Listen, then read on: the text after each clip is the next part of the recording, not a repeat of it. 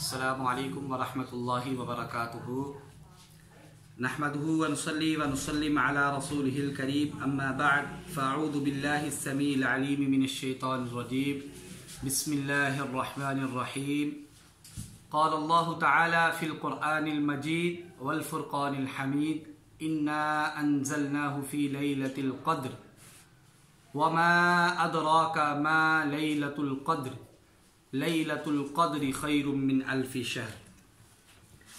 अल्लाह रब्बुल इज़्ज़त की हम्दो सना प्यारे पैगम्बर जनाब मोहम्मद रसूलुल्लाह सल्लल्लाहु अलैहि वसल्लम की ज़ात पर दरूद व सलाम के बाद मुअज़्ज़ज़ सामीन इकराम,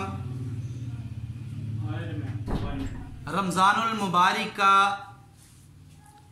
आखिरी अशरा नहायत अहम है।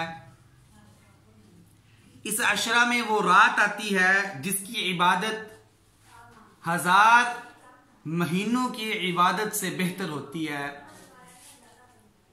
तो इस अशरा में हमें ज्यादा से ज्यादा इबादत करनी चाहिए, कुरान की तिलावत करनी चाहिए, अल्लाह से अपने ताल्लुक को मजबूत करना चाहिए और कसरत से इस्तिग़फ़ार करना चाहिए।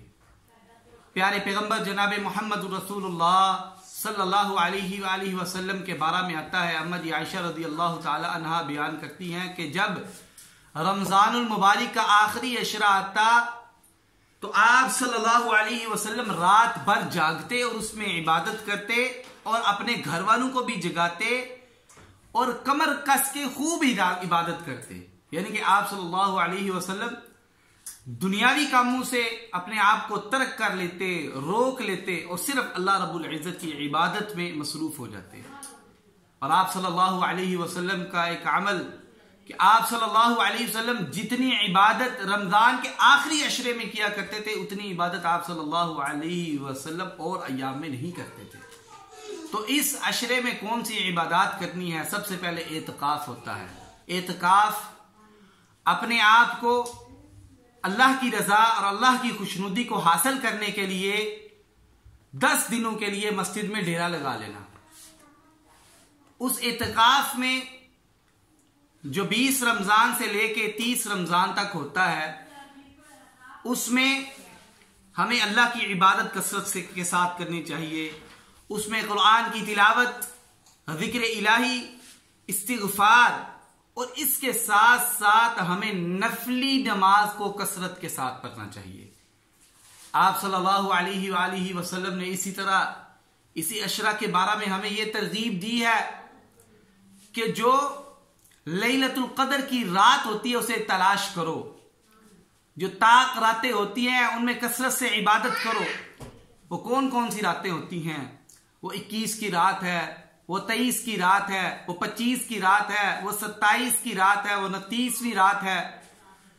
इन सब में इबादत करनी चाहिए और इसमें लैलतुल क़द्र को तलाश करना चाहिए, जिसके बारे में आप सल्लल्लाहु अलैहि वसल्लम ने फरमाया, मन काम लैलतुल क़द्रि ईमानन व इहतिसाबन गुफ़िर लहू मा तक़द्दम मिन ज़म्बी।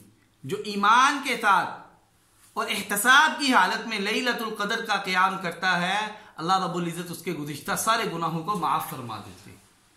तो इसमें आप सल्लल्लाहु अलैहि वसल्लम ने 21, 23, 25, 27 या 29 को खास नहीं किया, बल्कि आप सल्लल्लाहु अलैहि वसल्लम ने फरमाया इन सब में इबादत करो और लैलतुल क़द्र को तलाश करो और जो इसको पालेगा और वो उसमें क़याम करेगा अल्लाह रब्बुल इज़्ज़त उसके गुज़िश्ता गुनाहों को माफ फरमा देंगे।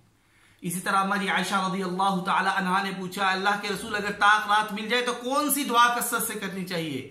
आप सल्लल्लाहु अलैहि वसल्लम ने ये दुआ सिखलाई, अल्लाहुम्मा इन्नका अफ़ुव्वुन तुहिब्बुल अफ़्व फ़अफ़ु अन्ना।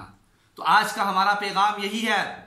हम सब अभी भी इबादत में मसरूफ होंगे, लेकिन जब रमज़ानुल मुबारक के आखिरी अशरे का आगाज हो जाए उस वक़्त हमें चाहिए कि हम कसरत के साथ इबादत में मसरूफ हो जाएं और दुनियावी कामों से तर्क होकर अल्लाह रब्बुल इज़्ज़त की रज़ा और उसकी खुशनुदी को हासिल करने के लिए अगर हमें अल्लाह रब्बुल इज़्ज़त एतकाफ की तौफीक दे, एतकाफ बैठें, रातों का क़याम करें, कसरत से कुरान की तिलावत करें, जिक्र इलाही करें, सदक़ात व खैरात करें और इसके साथ साथ अल्लाह रब्बुल इज़्ज़त से गुज़िश्ता गुनाहों की माफ़ी मांगें और अल्लाह रब्बुल इज़्ज़त के सामने अपनी खताओं को रख के अल्लाह से माफ़ी मांगे और इस दुआ को कसरत के साथ पढ़े, अल्लाहुम्मा इन्नका अफ़ुव्वुन तुहिब्बुल अफ़्व फ़अफ़ु अन्ना। अल्लाह से दुआ है कि अल्लाह जल्ला जलालुहु मेरी और आपकी जमी इबादत को अपने हुज़ूर कबूल फरमाए और कबूल फरमा के मेरी और आपकी नजात का दरिया बनाए।